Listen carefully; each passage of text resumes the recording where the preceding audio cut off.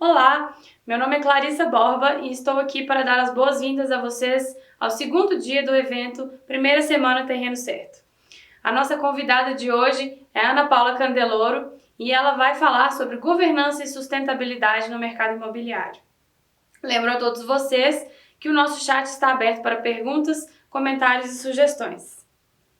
A Terreno Certo se originou de uma consultoria associada entre profissionais e empresas do mercado imobiliário que buscam sempre resolver a dor da estruturação em terrenos e seus ativos, para consolidar, então, melhores negócios. Conheça nosso aplicativo e também a nossa plataforma online em terrenocerto.com. O aplicativo Terreno Certo é um geoportal que chegou para facilitar essa interação entre imobiliárias, incorporadoras e corretoras de imóveis junto com seus clientes, viabilizando e possibilitando, através do cadastro de anúncios para venda ou locação de terrenos, sejam eles dos mais variados tipos e de uma grande diversidade, mais negócios e de uma forma mais estruturada, junto com todo um arcabouço de inteligência territorial. Agora passo a palavra à nossa especialista, Ana Paula. Boa noite a todos. É com grande satisfação que a gente faz mais um encontro aqui do Terreno Certo Academy, hoje com uma grande presença da Ana Paula Candeloro. Muito obrigado, Ana Paula, pela tua presença, né? Muito nos orgulha aí, tá? Engrandece o nosso trabalho. Sérgio Siqueira, meu amigo, meu sócio. Bom, primeiramente, Ana, assim, eu gostaria de te apresentar, mas assim, coloca um pouquinho da tua experiência para a gente, essa trajetória magnífica aí de sucesso, né, no teu currículo aí, com um background muito diferenciado. Conta para a gente um pouquinho, assim, eu gostaria que, para você é muito conhecida, mas para aqueles que não te conhecem, a gente contar um Que pouquinho da nada. tua história. Bom, antes de mais nada, muito obrigada pelo convite, né, Marcelo, Sérgio, prazer estar aqui com vocês, né, de novo. Né, a gente já fez as nossas mentorias, muito legal estar aqui. Então, bom, para quem não me conhece, eu sou Ana Paula Candeloro, eu sou advogada de formação, eu sou executiva do mercado financeiro e de capitais há 25 anos, eu sou conselheira certificada pelo IBGC, mentora de startups de impacto. Eu fiz um mestrado em finanças sustentáveis pela Universidade de Cambridge, na Inglaterra, e, bom, já dei aula no INSPER, já dei aula na Dom Cabral, sempre focada em governança corporativa, compliance e negócios sustentáveis. Já trabalhei em Angola, já prestando serviços, né, para o Fundo Soberano de Angola para implantar a estrutura de governança no fundo. Já fiz implantação de programas de compliance para construtoras também na África, em Gana e Angola. E tenho aí, bom, uma admiração, uma paixão muito grande, né, por tudo que diz respeito a negócios de impacto. E eu tenho, inclusive, né, a empresa que eu acabei criando, que é a minha própria empresa, é uma empresa certificada do Sistema B, né, então eu não posso querer divulgar alguma coisa sem ter passado, vamos dizer, pelo sofrimento de obter a certificação, né? Porque assim, sofrimento no sentido de entender todas as dificuldades, né, de preencher um questionário, de obter, né, todas as exigências necessárias. E já fui mentora em Endeavor também no passado, mas hoje eu trabalho muito com a Distrito e com a Inovativa Brasil.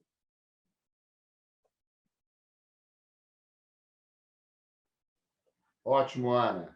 A Distrito, a gente é residente na Distrito, muito legal você comentar, a gente também sempre agradece a Distrito pela né, convergência com os nossos ideais, com a nossa missão, e dentro disso, essa questão de inovação, né? Eu queria passar para o Sérgio colocar uma pergunta, né, Sérgio, sobre o teu trabalho aí dentro do que a gente pode contribuir para as imobiliárias, para os corretores de imóveis. Vamos lá, Sérgio. Ótimo. E, Ana Paula, estamos aqui muito felizes com a tua o teu aceito do nosso convite. Fantástico estar com a gente aqui. Eu, particularmente, tomei assim, um conhecimento muito importante de uma meia dúzia de lives e aprendizados que você postou no teu YouTube. Então, já estava muito fã do seu trabalho já antes da gente realizar aquela mentoria com a Distrito, e foram situações que vieram nos encontrando, nos aproximando. Então, foi muito bom. A gente está lá há um ano no Distrito, fazendo o nosso aprendizado, e foi fantástico saber que você fazia parte da mentoria lá, e a gente aproveitou cada chance e palavras que você nos ofereceu. E dentro do aspecto nosso da Terreno Certo,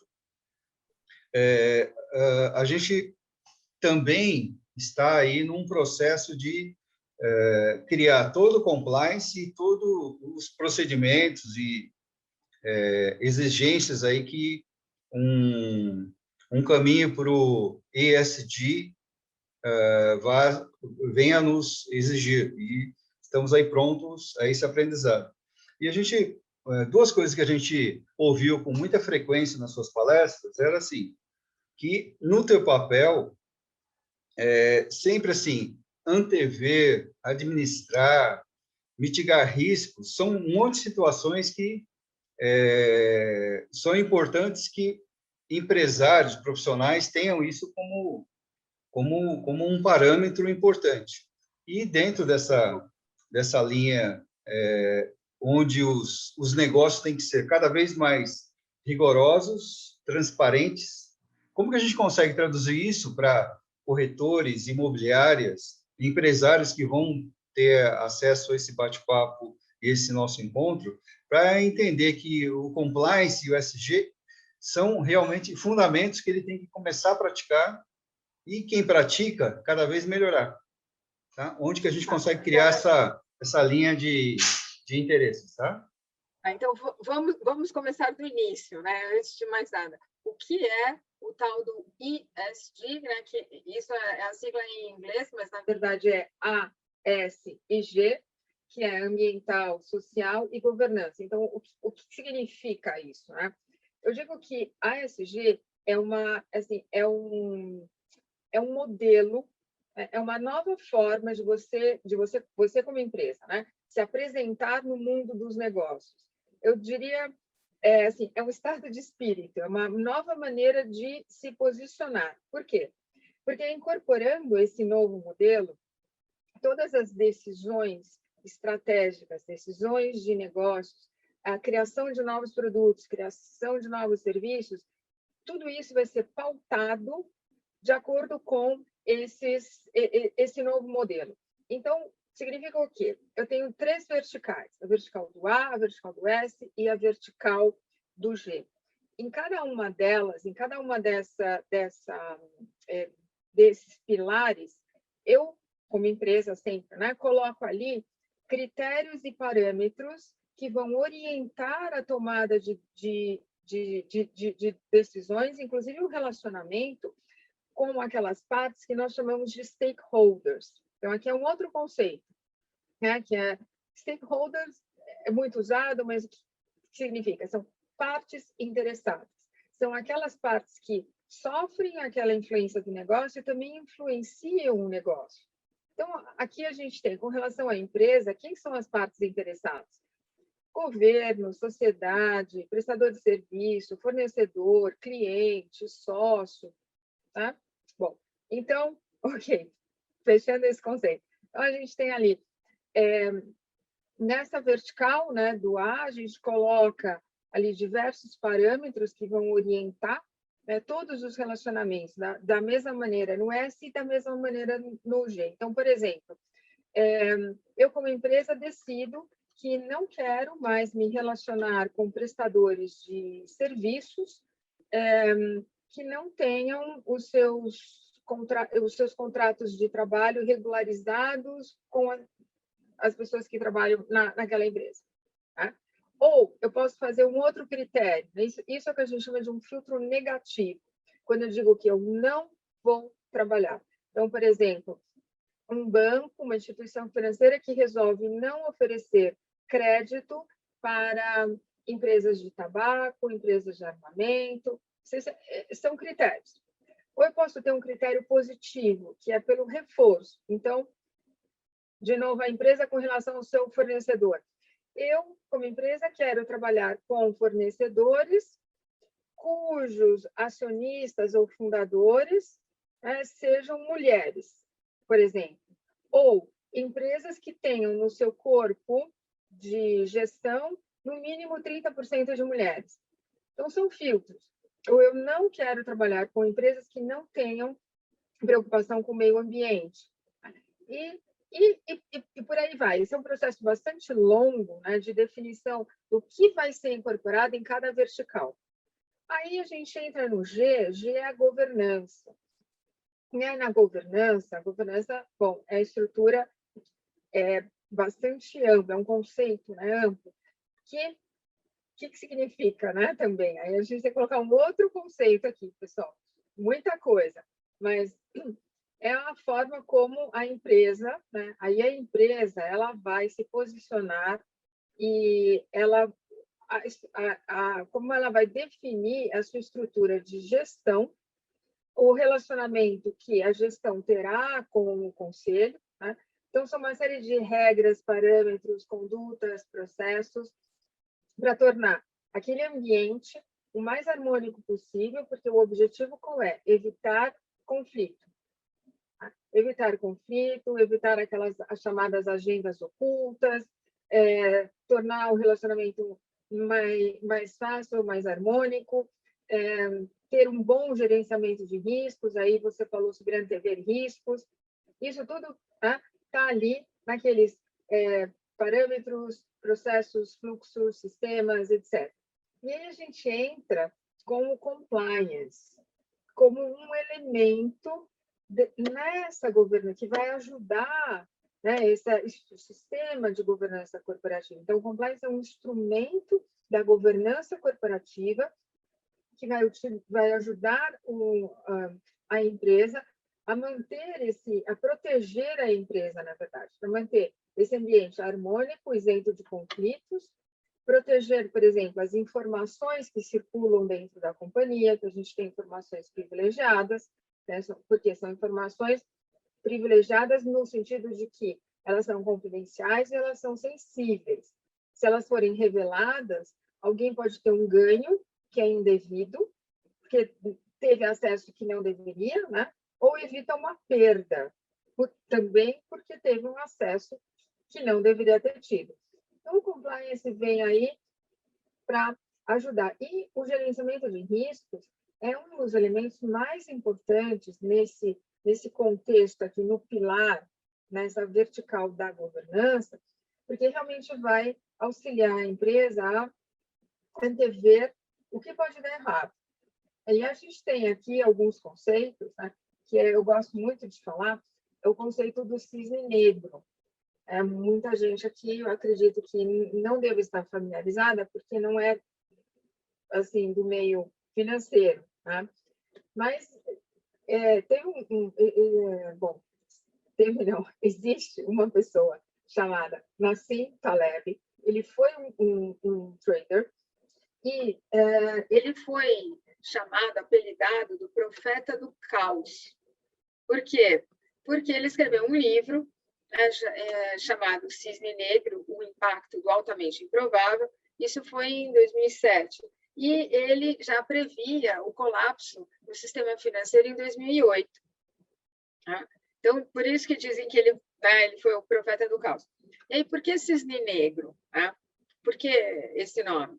Porque até 1790 e alguma coisa, a comunidade científica só conhecia os cisnes brancos. E aí, de repente, surgiu na costa da Austrália um cisne negro e revolucionou o conhecimento e os cientistas da época, porque ninguém imaginava que isso fosse possível. Então, ele fala que seria alguma coisa como, de repente, aparecer uma vaca voadora. Então, é um impacto, né? É altamente improvável, então, um cisne negro que ninguém imaginava, e que revoluciona. E aí ele fala, por exemplo, um tsunami, né? A queda das Torres Gêmeas. Tá? E o que acontece? Ele diz também que nós somos muito bons, com o nosso conhecimento e o nosso olhar de hoje, a gente olha para trás, então a gente olha retrospectivamente, e aí a gente consegue justificar tudo o que aconteceu. Né? Então, por exemplo, mas é óbvio que as Torres Gêmeas iam sofrer o ataque. Né? É óbvio que ia acontecer a crise de 2008, mas porque a gente tem o conhecimento de hoje. Então, ele diz que esse cisne negro é aquele elemento, aquele acontecimento altamente improvável, que tem um impacto avassalador em alguma coisa, né? Então, aqui no ambiente de negócios, né? Que obviamente traz prejuízos, traz consequências, mas que a gente tem condições, tem elementos, existem técnicas para a gente poder evitar. Porque a gente tem que buscar a existência desse cisne negro. Então, a busca do cisne negro se insere nesse contexto aí de gerenciamento de riscos. Aí eu falei bastante coisa aqui, né? Então, sobre o... Na verdade, então, só para recapitular, né? Que a gente está aqui no Academy, né? Então, só para recapitular, a gente tem o modelo ASG, né? São as três verticais. Em cada vertical, a gente coloca elementos, parâmetros que vão pautar a nossa tomada de decisões, a nossa escolha de parceiros comerciais, a nossa criação de produtos e serviços. Né? E o gerenciamento de riscos está ali dentro do G, que é governança, e quem ajuda, né, a que isso aconteça é o compliance. Então, Ana Paula,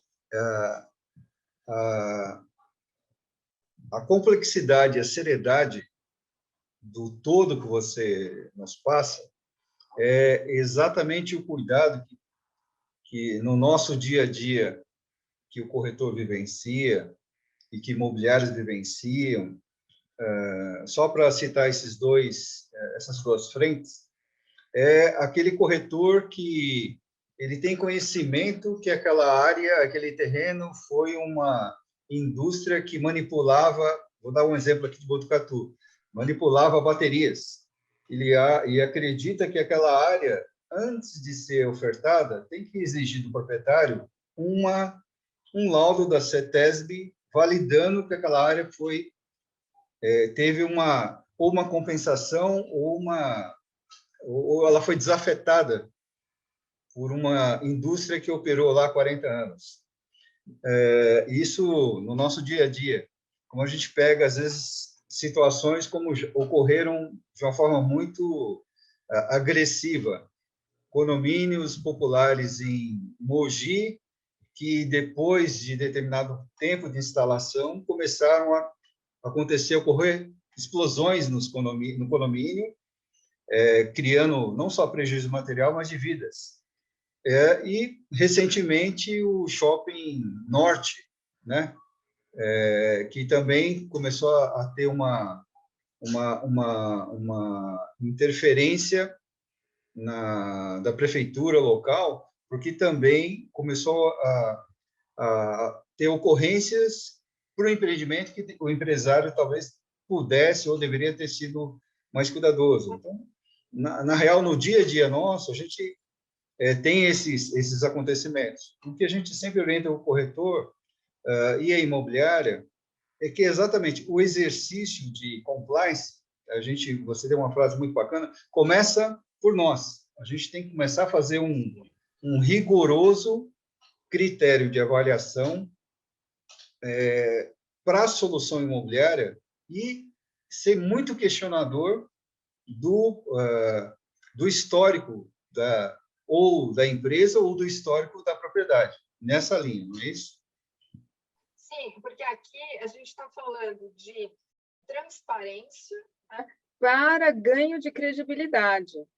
ganho de credibilidade, ganho de competitividade, porque hoje em dia a gente tem as informações aqui, né? O consumidor ele está cada vez mais atento ao que ele consome. Então não são só bens, né? São produtos e serviços. E agora, então, existe essa preocupação, principalmente até das gerações mais novas, dos millennials, de adquirir produtos e serviços de empresas que tenham essas preocupações. Se não tiver, né, essas empresas elas começam a ser banidas, né, do círculo de negócios, né? E não só pelo ativismo do consumidor, que somos nós mesmos, como também pelo ativismo de investidores. Então, a gente tem a empresa, né? Então, ela fica meio que num sanduíche, ela sendo alvo, né, de ativismo de consumidores e de investidores. Então, se ela não for transparente na prestação das informações, se essas informações não forem precisas, acuradas, se não houver esse genuíno interesse, né, em divulgar aquilo que é realmente verdadeiro, a empresa ela perde credibilidade, porque, com certeza, haverá uma outra, né, que estará fazendo as coisas dessa nova maneira, com essas preocupações de impacto, né? Porque hoje mesmo até eu fiz um pequeno videozinho para esclarecer o que é investimento de impacto e o que é investimento socialmente responsável. Então, quando a empresa ela é socialmente responsável, ou ela quer fazer um investimento responsável, é aquele investimento consciente, né? Existe uma preocupação com os efeitos negativos das atitudes, das ações, dos produtos, serviços da empresa. Então, ela se preocupa com o que ela faz, com o que ela produz, com o que ela oferece, se isso vai ter algum efeito que a gente chama de externalidade, né, negativo na sociedade, no meio ambiente e na governança. Agora, impacto já é diferente, porque o impacto a empresa ela cria um produto ou serviço, ela faz um investimento para resolver uma questão social, ambiental ou de governança. Então, existe um problema que deve ser resolvido, que não foi ainda resolvido, e aí surge essa solução. E o importante aqui não é só ter a solução, mas a empresa ter condições de medir o impacto, ou seja, medir a satisfação dessa solução, né? Então, hoje, voltando, os consumidores e os investidores estão muito atentos ao que o que são ações responsáveis e ações de impacto. Então, as empresas que não circularem, né, não tiverem a mentalidade desse novo modelo, que a gente chama de framework, né, desse modelo ASG, vão ficar fora de negócios, do consumo e de recebimento de investimentos de fundos, no caso, ou parcerias comerciais que vão ser vantajosas para o negócio. Então, não existe mais, não vou me preocupar, vou vender qualquer coisa, porque não me diz respeito, né? Não é comigo, eu só estou passando, como se eu estivesse passando abacaxi para outra pessoa e eu só vou querer receber a minha comissão ou o meu dinheiro. Isso volta, né? Volta porque essa pessoa, né, esse corretor, acaba perdendo a credibilidade, porque isso vem à tona e aí ele sai, inclusive, perde valor no mercado como profissional. Isso também passa a acontecer. Ana Paula, aí dentro, eu estou com uma curiosidade aqui, dentro Sim. do ASG, existem indicadores gerais aonde que a gente pode trazer para negócios específicos, né? A gente tem indicadores, uma matriz de indicadores para a gente cruzar parâmetros e dar uma nota para aquela empresa. Como é que funciona isso? Sim, exatamente. Então, existem questionários até que cada empresa pode criar. Então, a Terreno Certo ela pode criar o seu questionário ASG para fazer o que a gente chama de uma diligência nos seus parceiros comerciais. Né? Quando ela quiser escolher alguém para se relacionar com a Terreno Certo, ela pode ter ali os seus parâmetros, os seus critérios já definidos. E como que ela vai descobrir, né, isso com relação a esse potencial parceiro? Né? Ela pode aplicar um questionário. Isso é muito comum. Tem ali as perguntinhas, sim e não. Aí você pode, inclusive, dar peso, faz uma formulinha ali, uma coisa muito simples para começar, né? Isso eu estou falando para começar, porque existem coisas muito mais sofisticadas. Aí depois a gente parte para relatórios mais sofisticados. Põe ali uma formulinha e começa a dar exatamente essa qualificação de risco, vamos chamar assim, né? Essa graduação de quem é melhor ou pior. E quando isso começa, né, a acontecer, a empresa ela começa também a se relacionar com outros, numa outra esfera, de prestadores que são responsáveis, que são conscientes, que querem gerar impacto positivo. Né?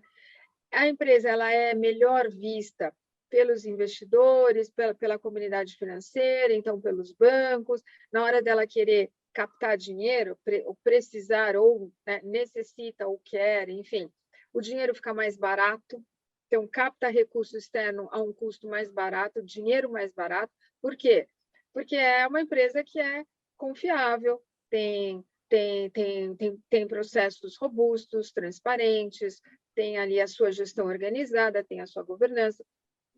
Então, eu acho que eu começaria exatamente assim, é um exercício um pouco demorado, né, no início, porque tem que pensar exatamente o que eu quero colocar no S, o que eu quero colocar no A, o que eu quero colocar no G, criar aí o seu questionário de seleção, vamos chamar assim, né? E aí todo mundo fica sabendo, olha, a Terreno Certo, ela só trabalha com pessoas ou empresas assim, assim, assim. Já leva para um outro standard. E aí, quem conseguiu entrar nesse círculo de relacionamento da Terreno Certo, já é visto pelos pares de uma outra forma. E fica, nossa, você conseguiu passar pelo critério. É a mesma coisa que, assim, fazendo um paralelo, a Johnson & Johnson, né, a empresa Johnson, todo mundo conhece, tem ali, né, o seu credo, que ela chama de credo, que são ali são alguns princípios tal, que têm que ser seguidos, e para ser revendedor de produtos, equipamentos médicos hospitalares da Johnson, tem que passar por um treinamento, tem que passar ali por um crivo. Então, aí, quem conseguiu ser, né, revendedor de produtos médicos hospitalares, tá bem. Aí, quem não conseguiu, vai falar, nossa, olha, que ele conseguiu. Por que ele conseguiu? Porque ele tem ali, né, a sua estrutura mais sofisticada, que conseguiu fazer jus aos critérios da Johnson & Johnson e entrar ali para o hall de fornecedores da Johnson.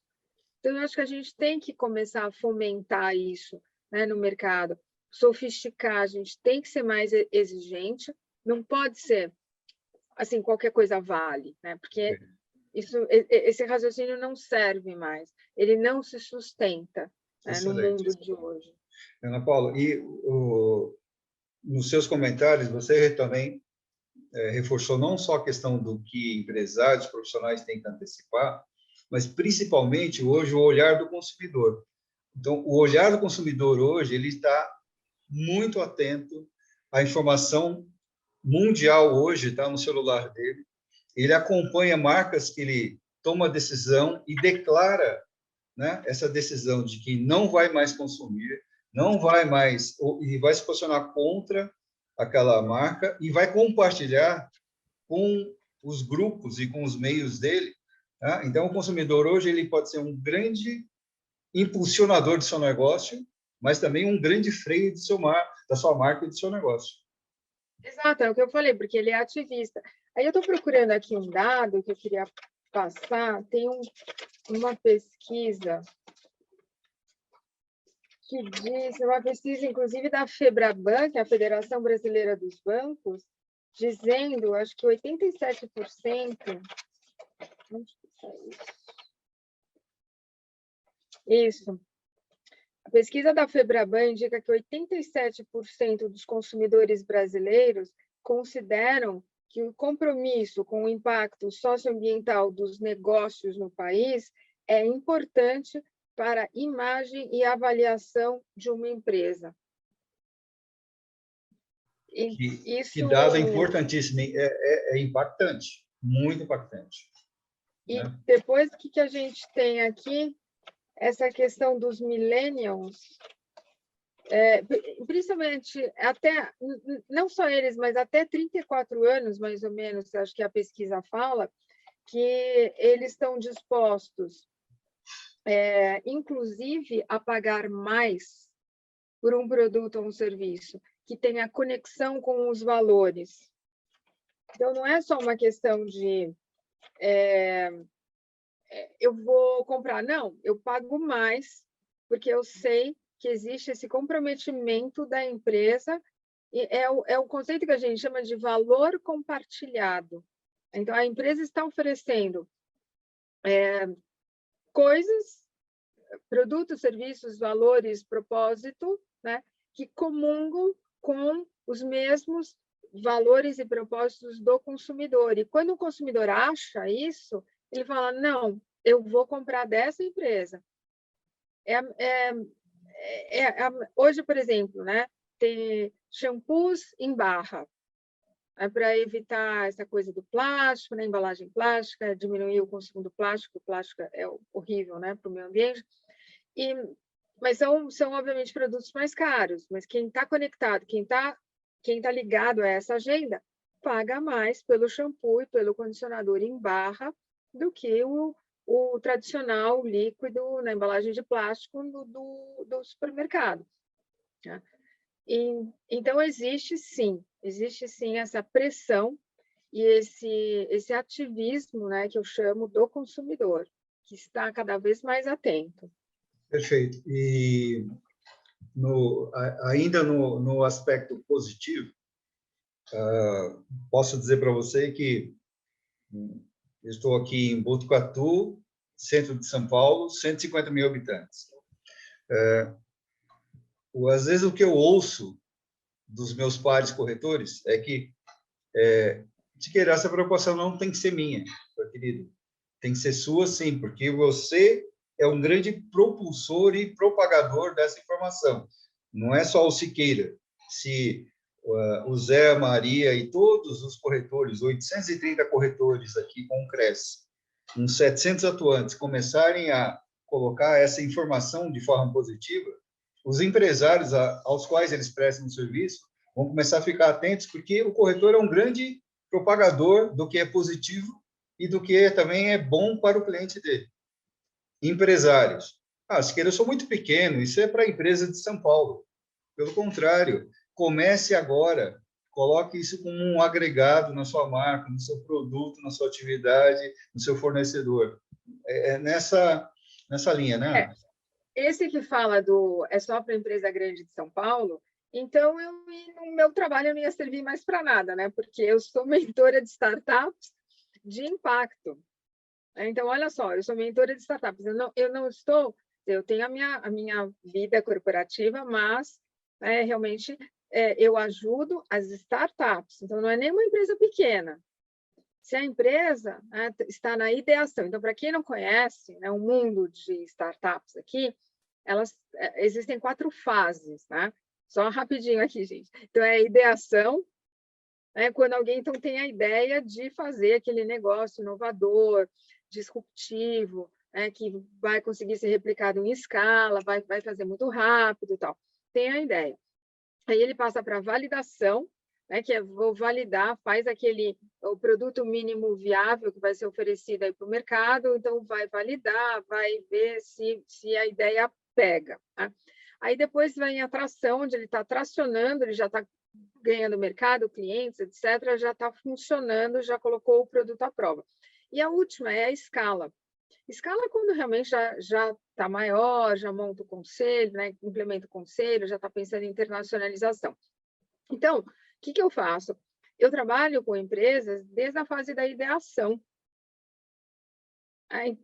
Então, essa ideia é a mesma ideia, é a mesma história que eu sempre escutei a respeito do compliance. Compliance é só para empresa grande, é só para bancão, né? Não, né? Não é. Isso assim, não existe isso, gente. O importante é nascer, né? É nascer com a mentalidade, né? O que a gente fala, o mindset. Por quê? Porque aí você vai se organizando desde o momento zero. Você sabe que você não terá todas as coisas que uma empresa grande tem, mas você tem a mentalidade de uma empresa grande. E você, então, se organiza, você vai colocando as suas ações numa linha do tempo, de acordo com o crescimento da empresa e o desenvolvimento, né, de recursos financeiros da empresa, recursos humanos, que a empresa nasce, às vezes, com 2 pessoas, uma startup, tem 2. E aí como faz? Tá? Então, isso é só uma questão de organização, mas o mais importante é a mentalidade. Agora, esse corretor, né, que está pensando assim, não tenho nada a ver com isso não é problema meu, alguém tem que resolver. Não. O que é importante aqui? Né? Importante é o que a gente está fazendo hoje, que é educação. Né? Por quê? Porque isso faz parte de uma teoria que chama teoria da mudança. Primeiro, a pessoa, então esse corretor, para ele entender que ele tem que mudar, ele tem que saber do que se trata. Então, a gente tem que contar para ele, né? Que é o que a gente está fazendo aqui. O que significa isso? Né? E uma vez que ele entenda, né? E que entenda o valor disso, aí ele se engaja na causa. Aí ele vai ser um parceiro. Mas primeiro ele precisa entender. E aí tem vários estudos, né, que dizem que nós, pessoas, né, a gente só consegue se engajar em uma causa se a gente encontrar de uma certa maneira, alguma vantagem para nós. Então, o que eu ganho com isso? Né? E aí, essa pessoa, esse corretor, a corretora, né, tem que entender qual é a vantagem. A vantagem é um ganho reputacional muito grande. A vantagem é estar na frente dos colegas que não entendem do que se trata. Né? É trazer para si um conhecimento que é muito importante, é uma coisa relativamente nova, né, aqui no Brasil. Bom, eu estudo isso desde 2013, né, mas aqui começou esse ano, assim, por conta até das questões da pandemia, que está na vertical do Oeste, ganhar mais evidência. Né? E o que é importante pensar? Né? Então, o que eu ganho? Eu ganho a minha geração de impacto positivo na sociedade. E aí, quando a pessoa se dá conta, né, de todos os benefícios, dessa maior visibilidade que ela vai ter, porque é um profissional que está antenado, né, com as tendências, está trazendo conceitos novos, conceitos que vão gerar retorno financeiro e retorno reputacional para a empresa na qual ele ou ela trabalha, aí ele vai se comprometer com a causa. E aí a mudança acontece. Né? Então, isso é muito importante, isso faz parte da teoria da mudança. Mas precisa também ter esse líder inspirador. Então, vocês, né, acho que a Terreno Certo é considerada, né, pode exercer esse papel, né, no mercado de líder inspirador para os colegas, e mesmo até os concorrentes também, né? Como uma inspiração para que essa mudança ocorra. Porque tem eu gosto de citar um filósofo alemão chamado Rudolf Steiner. Ele criou a antroposofia. Né? E uma essa antroposofia, ela tem assim várias linhas, tem a linha educacional, a linha de saúde e medicina, e tem uma linha assim de uma vertical também, né, de economia. E fala de economia fraterna. E o que é essa economia fraterna? É quando assim, a empresa ela tem que reconhecer que ela nasceu para servir o outro. E ela tem que se sentir feliz em servir o outro. Tá? Então, obviamente, ela vai ganhar dinheiro, mas ela vai ganhar dinheiro fazendo bem. Então, essa preocupação com o outro, que somos nós também, né? Que nós estamos nessa sociedade. Então, alguém tem que se preocupar com a gente, né?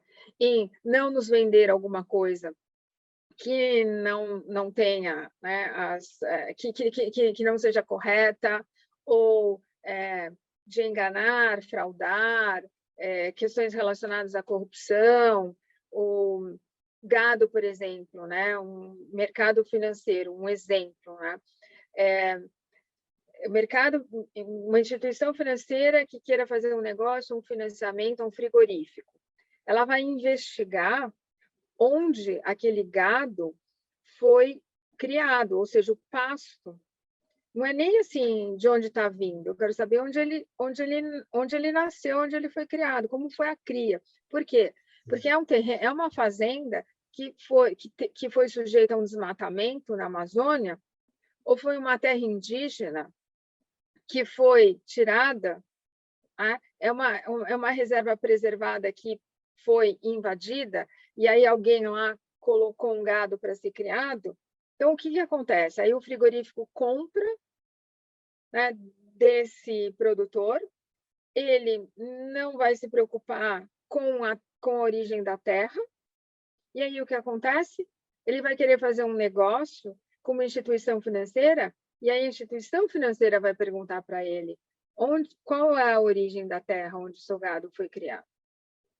Então, você vê que as coisas são complexas, né? Sim. Tem uma cadeia de investigação que é feita e que realmente vai chegar na terra, né? Perfeito. Que é o Ana Paula, terreno, né? é o terreno. E, Ana Paula, Exato. vou citar uma particularidade, de novo aqui de Botucatu, mas aqui acho que é apropriada.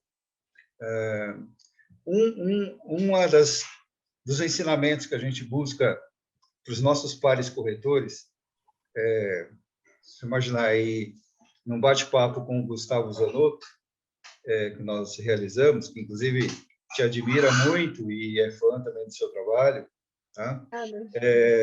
Ele citou, nós somos Brasil em torno de atuantes 300 mil corretores.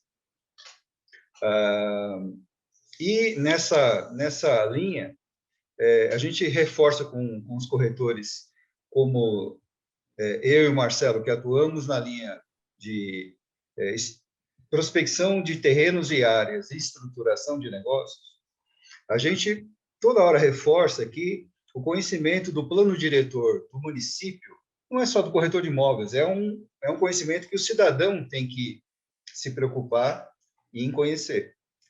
A gente está exatamente hoje na revisão do plano diretor urbano, aqui em Botucatu. E, na real, na tua vivência, tem um direcionamento que o setor público hoje ele tem que identificar já no plano diretor para que esse olhar de empresários que venham para a cidade para executar empreendimentos com toda a seriedade que o plano diretor vai exigir, também tem uma assinatura com essa preocupação, onde a gente pode ainda provocar uma preocupação, Siqueira, tem a preocupação ambiental, a gente tem preocupação, perfeito, mas em qual artigo hoje a gente pode destacar uma atuação com essa leitura? Tá? O que você poderia falar para a gente nesse sentido? Eu acho que, bom, isso obviamente tem que ser observado, né? Faz parte do compliance, né? De olhar muito bem isso e também do nosso ativismo de fazer mudanças junto ao governo, porque eu acho que cabe a nós também, né, como cidadãos, fazer uma pressão para que o que quer que seja importante, né, para corretoras imobiliárias, construtoras, quem lide com o terreno, né, e com construção, o que quer que seja, incorpore isso, né, em regulamentações aplicáveis. E sim, né, a gente tem que olhar, tem que ter essa preocupação, porque faz parte, assim, de checar também, né, a aderência, o que está sendo feito ao que é permitido. Isso é um princípio básico, é a primeira fase do compliance, que eu falo, é um checklist, eu tenho que olhar. Né? Não tem como não olhar. A primeira coisa que se fala é qual é o ambiente regulatório? Ou seja, o que eu tenho que fazer ou o que eu não posso fazer, ou quando, né? O que eu não posso deixar, enfim, isso tem que olhar. Esse é o primeiro nível de compliance, que a gente fala, é um checklist. Né? O que na minha atividade eu sou obrigado a quê? Eu tenho que olhar isso. Aí, a parte do gerenciamento de riscos é ficar pensando, né, nos riscos, que mais ou menos a gente aprende em função de lições passadas, né? A gente não quer repetir os mesmos erros, a gente vai dando uma olhada. Esse é um segundo nível para a gente olhar o que pode dar errado no negócio. O terceiro é da gente buscar o cisne negro, é uma coisa muito mais avançada, porque eu tenho que pensar naquele invisível que pode acontecer e pode afetar negativamente o meu negócio. Então, aí, de novo, só para falar, concluir, né? Sim, com certeza, isso tem que ser observado. Não, é o primeiro nível, né, de um programa de compliance. Ótimo, ótimo. E, Marcelo, o Marcelo tem uma vivência como engenheiro civil formado, corretor de imóveis credenciado, ele tem um olhar também de dentro de uma empresa que busca áreas e terrenos. Então, com certeza, todos nós saímos daqui com uma grande referência, que a preocupação nossa tem que ser diária, constante, e não é só buscar um selo, é uma atitude de pessoas, de empresários e um grande crescimento, né? Isso, porque, exatamente, isso me leva a falar sobre o que hoje, né, se diz que são os washings, né? E muito se fala do greenwashing. O greenwashing bom, primeiro, o que é um washing? Washing, uma vez eu li, eu achei bem interessante, né, fazer essa alusão, é quando a gente tem uma parede velha, um móvel velho, o que quer que seja, a gente pega ali um pincel, né, e passa uma demão de qualquer jeito e fica ali para dar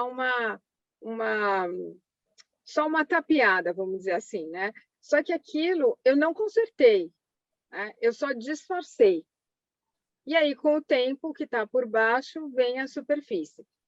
Então, aquelas ações que elas são pontuais, elas são específicas, elas querem criar muita espuma, elas são efeito de marketing, e elas não estão conectadas com o propósito, né? E o que a gente chama hoje de DNA da empresa, não está ligado mesmo, não está embutido na estratégia, é só que se fala, né, para inglês ver, entre aspas, esse é um wash. E que não se sustenta. Por quê? Porque ele não é constante, ele não é recorrente, ele realmente não parte da liderança, não é um exemplo, né? Ele não está embutido. E o green, existem diversos tipos de washing, né? O green é quando vamos dizer, essa lavagem, essa demão, diz respeito ao disfarce de algum aspecto ambiental. Então, é o greenwashing. Quando a gente fala, né, por exemplo, alguém que queira fomentar diversidade, inclusão da comunidade LGBTQIA+, dentro do corpo de funcionários, mas aí, então fala, não, eu tenho diversidade e inclusão na minha empresa, eu tenho um estagiário negro. Eu já ouvi isso, né? Inclusive de uma consultora que trabalha com diversidade e inclusão. Então, tá fazendo um washing. E, no caso, vamos imaginar que seja alguma temática LGBTQIA+, é o chamado pink washing. Aí tem diversas outras modalidades de washing. Mas, nesse quesito só de diversidade e inclusão, tem uma frase de um amigo meu que ele fala assim, o Davis Rezende, aqui para citar a fonte também, né, para não ser injusta. Ele fala, não, a gente não basta convidar para o baile, tem que tirar para dançar. Então, o washing é mais ou menos isso, né? Você está fazendo uma enganação. Então, às vezes, os selos, né? Voltando aí para a questão de obtenção do selo. Obviamente, ninguém vai fazer uma fraude para obter um selo.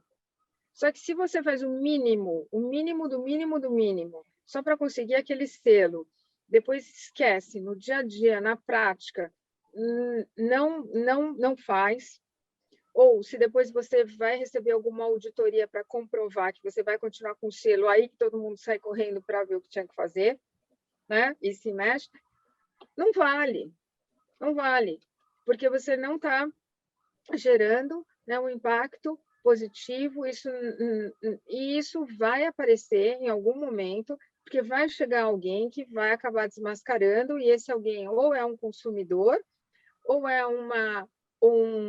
uma empresa que vai querer fazer uma parceria, um fundo que vai querer fazer um investimento. Isso, numa diligência, aparece também no dia a dia, e a reputação da empresa vai ficar comprometida. E a reputação, a gente sabe, né, que é o bem mais precioso. Se esse bem ele é comprometido, a reputação que a gente levou 50 anos para construir, ela cai em uma semana. Ana Paula, é importantíssimo isso que você disse.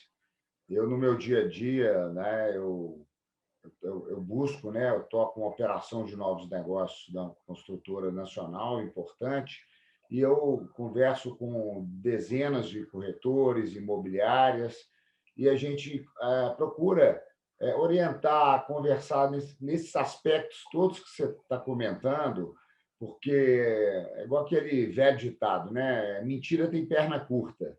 Então, vamos ser objetivo, aberto e translúcido. Fala para mim tudo que tem nesse ativo, nesse terreno, nesse imóvel. E, às vezes, começa a aparecer algumas informações em parcelas, né? Depois, que você fala, poxa, mas você não falou isso. Ah, mas...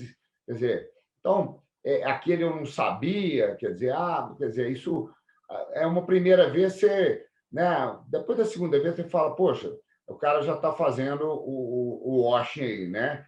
Então, assim... Exato. Essa mudança de atitude, até aquela velha né, máxima que é o jeitinho brasileiro, poxa, isso não existe mais, gente. A gente é um país globalizado, com tudo que acontece aí hoje em termos da própria pandemia, né? Ela praticamente nos arremessou talvez uma década para frente nesse sentido da verdade, da transparência. É como a gente está fazendo aqui agora, a gente está procurando trazer esse compliance humano, vamos falar assim, né? Então, assim, fico muito feliz dessas informações todas que você está nos passando, que a gente vai, né, transmitir isso. Já aprendi coisas novas aqui, alguns termos interessantes, depois eu vou te pedir uma literatura para a gente poder... Claro. Né? E eu só tenho a agradecer a tua presença. Se você quer acrescentar mais alguma coisa, a gente não quer se estender muito, porque até né, o objetivo do nosso encontro é não passar ali de 50 minutos, 1 hora no máximo. Mas, assim, foi realmente muito acrescentador, né? A tua fala nos motiva, e a gente vai multiplicar essa tua crença, teu posicionamento. A gente quer... Você pode contar com a gente, tá? Que bom. Para o que você precisar. A gente desenvolve aí projetos, né, principalmente no econômico, no Casa Verde e Amarela. Então, a gente já está num lado social grande, né? E, para isso, a gente tem uma série de exigências, né, que a própria Caixa Econômica, para poder viabilizar os projetos que a gente trabalha muito. Então, quero te agradecer, te passar a palavra para o Siqueira, para a gente poder encerrar aqui, fazendo uma conclusão. Qual que é a tua inspiração aí? A inspiração do Siqueira ou a minha? da tua e do Primeiro, Siqueira também, para a Siqueira. gente deixar uma mensagem final assim, para o Bom, mercado imobiliário, tanto para os Isso. corretores, né, e para as construtoras incorporadoras, e os próprios fundos que estão Sim. deslocando o capital para o mercado imobiliário. Né? Então, a sim, conversa sim. é cada dia mais transparente e muito séria. Né? Exato. E só lembrar também um dado importante é que a gente tem dados estatísticos e pesquisas, né, dizendo que as empresas que adotaram e que já adotavam, né, esse modelo ASG foram as empresas que tiveram foram resilientes e empresas que tiveram mais sucesso e conseguiram se manter durante essa crise pandêmica. E os fundos, no caso de fundos de investimento, os fundos que tinham embutidos essa temática ASG foram os fundos que tiveram melhor rentabilidade e passaram bem, sofreram bem menos e tiveram uma melhor rentabilidade durante todo esse período. Então, o que eu tenho a dizer é assim, eu acho que a gente tem que sair, eu gosto também de citar um outro professor do MIT, é o professor Otto Scharmer, ele fala que a gente tem que sair desse movimento, né, que é ego-centrado, para a gente ir para o eco-focado. Ele fala, eu gosto dessa frase, porque a gente tem um mundo, né, que é de todos, as pessoas acham que elas não têm nada a ver com isso, mas a gente realmente tem que se preocupar que esses recursos que são finitos, os recursos ambientais são finitos e o relacionamento também, né? A gente tem que melhorar o relacionamento, a preocupação social, para que as próximas gerações tenham uma vida, né? Não é nem que tenha uma vida melhor, que a vida se mantenha, né? Porque os recursos eles são finitos e a gente tem essa obrigação de olhar também, olhar para o outro, e eu acho que essa preocupação fraterna, né, que para algumas pessoas pode ser uma bobagem, mas se a gente olhar, né, que a gente faz o bem para o outro, mas a gente ganha dinheiro com isso. Não é sobre filantropia que a gente está falando aqui, a gente está falando sobre um capitalismo, mas sobre uma nova forma de se posicionar diante desse capitalismo, porque a gente viu que o jeito que a gente fazia negócios não é legal. A gente tem que mudar. E a gente tem que mudar com transparência, a gente tem que mudar com preocupação com o outro, com todo. E é muito legal vocês, né, estarem aí com essa iniciativa, ter essa liderança importante, né, de trazer o conhecimento, de disseminar e de serem aí agentes de mudança para um mundo melhor. Então, parabéns. Excelente.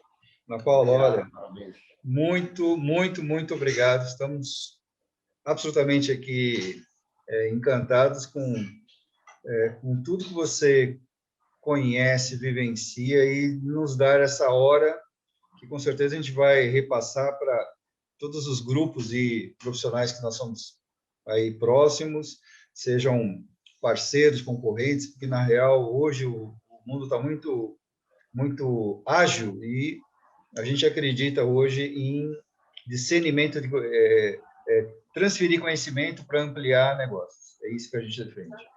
Olha, estamos satisfeitos e felizes com você. Muito obrigado mesmo. Obrigada a vocês e a todos e todas aqui. Obrigado pela atenção. Até a próxima, tá? Até a próxima. Obrigada. Até a próxima. Tchau. Obrigado a você. Obrigado. Tchau, tchau. Tchau.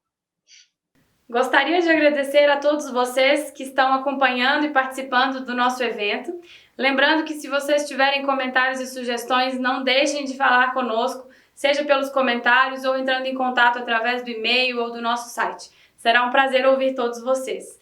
E não se esqueçam também que o nosso evento ainda tem uma série de conteúdos e ele continua amanhã com a presença do Gustavo Zanotto, que vai falar um pouquinho sobre redes imobiliárias e negócios imobiliários.